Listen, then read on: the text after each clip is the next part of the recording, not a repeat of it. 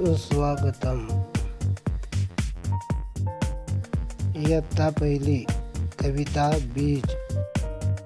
त्याचं नाव आहे बीज. लेखक सुशील पगारिया.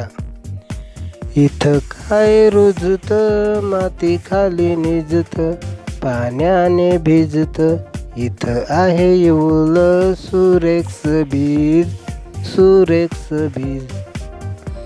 एवढासा कोंब हळूच येईल वर, सूर्य म्हणेल त्याला माझा हात धर, माझा हात धर.